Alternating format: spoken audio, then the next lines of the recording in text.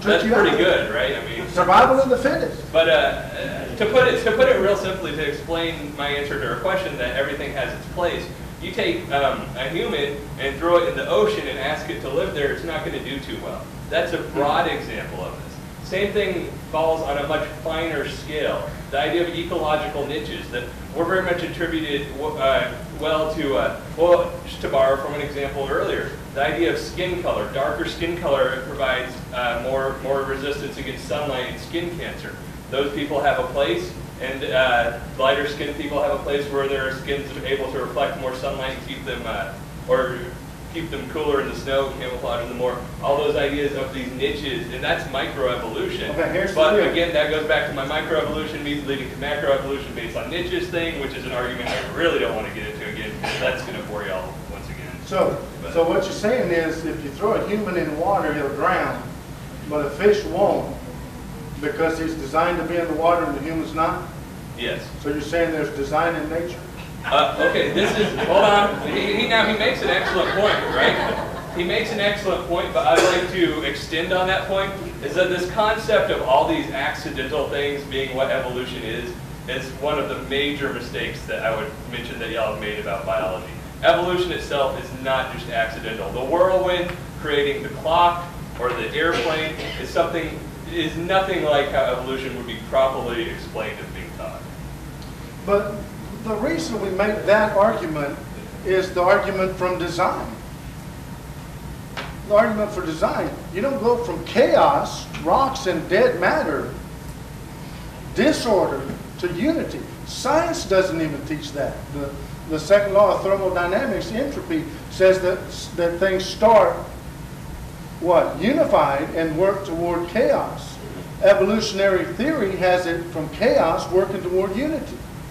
That's why we say the argument about the watch and the lumberyard and all those things.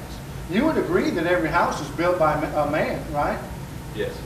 But you wouldn't say, why would you say that? Because there's design, there's thought, there's structure. I would say the design that we see innately in evolution is not design of a greater being, but design of a different system, which Darwin would term natural selection. And that's something that you'd have to understand to get where I'm coming from. So I have a gazelle, two vibrant, healthy gazelle down at the water hole. And a lion sneaks up and pounces on the one on the right, and the one on the left gets away. That's natural selection, right? That's a form of it, yeah. Okay, so here's two perfectly good gazelles, and one selected, and the other not. Is that not chance? That's a single opportunity, and we're talking millions of folds of that. So, and likely the gazelle that is weak and can't run in fast, if it exists as an option, will die over the one that's healthy. So you're talking about a single opportunity where natural selection would be dismissed. Okay, so what you're saying, that's not a case of study. No, there is in fact evolutionary study that studies chances like that, where there's no actually selecting force on populations, and what you do see is a lack of diversity. Things just sort of shift this way and that, and it doesn't push speciation. Because again, if you're in a niche where you fit, you're not going to speciate. There's no need. So do you believe that this breakout process from micro to macro is a mutation process? Mutation is one of the ways that can drive that, yes. So it'll be like a hopeful monster. Most mutation is degenerative, but you're saying that we hope that we get a good mutation that would advance the species then. Yeah, kind of a hopeful monster. To say that most mutation degenerative, I think, is sort of sidestepping biology once again. There's a number of mutations and replacements in genetic code that they can actually do nothing. They can add for advancements just as much as they can be But what's degenerative. the chance of a mutation being viable and being able to produce offspring and also be desirable? Not very often. It led to us being here. The chance is high enough based on statistics. It led to us being here. See, there's another assertion. Led to us being here. Okay. All right.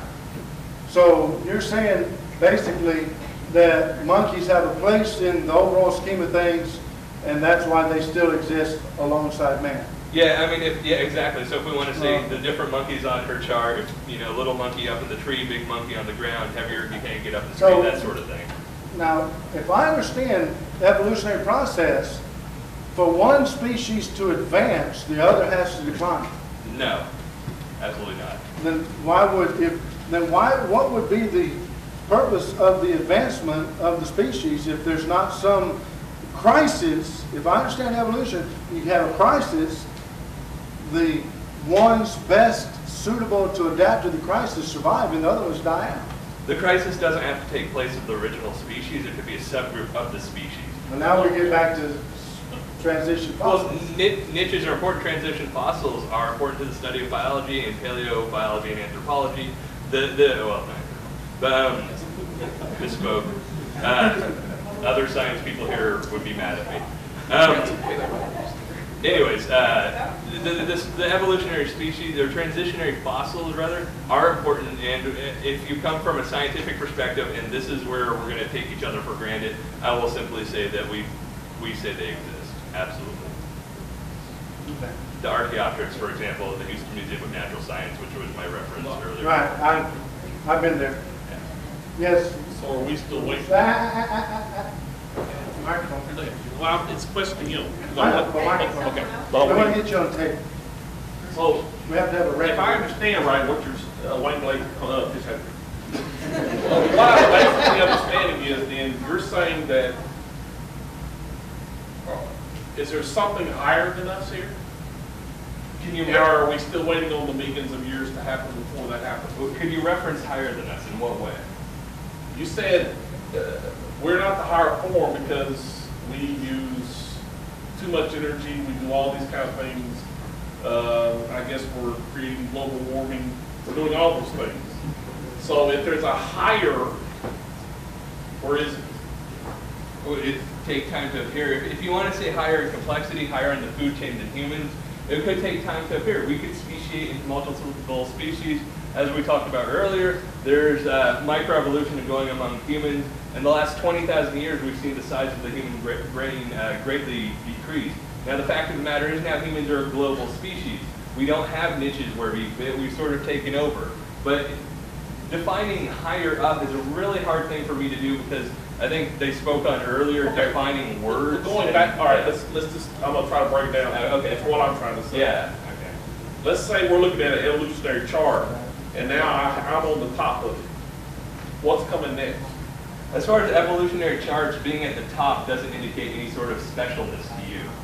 Like, that being at the top on that chart in that classroom just means that whoever drew the chart put you at the top. You could be at the bottom on the chart. It's the way we speciate So where they're out. sitting doesn't necessarily mean that's where they're at. It can also be this way. Yeah, exactly. You can take The little bitty thing. the way we do that. Down the bottom. Exactly, and that goes back to my example of the bacteria, where I personally think prokaryotes or bacteria are much better than us evolutionarily speaking. If you wanted to rate things, they have had billions of years more than us to evolve, and they've become super efficient and super good at what they're doing. You assume they've had billions of years. Given my version of the age of the Earth. You assume Yeah. they have billions of Okay. years more than us. I'll definitely secede that based on this Yeah. argument. Yeah, absolutely. Okay, now, a while ago when you was talking about that man wasn't at the top of the evolutionary ladder and that there were others, and you mentioned, I'm trying to remember how you put it.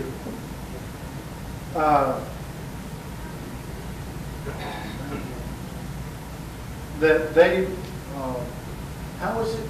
Come up here. I can't remember exactly how you worded it. My question is, how do you value which life form is higher or lower? You made reference to efficiency before. Efficiency. You made references also to the combined achievements of a given species. Like, for instance, you look at the achievements of mankind compared to the achievements of the animal kingdom, and the ability to overcome the environment while enduring as a species is unique to mankind. How do you make that value judgment? I'll agree with you that is definitely a value judgment that needs made, and that actually goes back to me and him talking, trying to define what we're actually ranking as the top. And when you make that value judgment, I, of course, being where I'm coming from, judge that value based on what natural selection, evolution, and the pressures there involved would require. And anything in natural selection, ideas of more efficient, better efficiency, use of energy, better efficiency at the main goal, which to save some errors, the main goal is having kids, and moving on is the idea of science and natural selection. And wouldn't that be the end all of evolution is procreation? That is what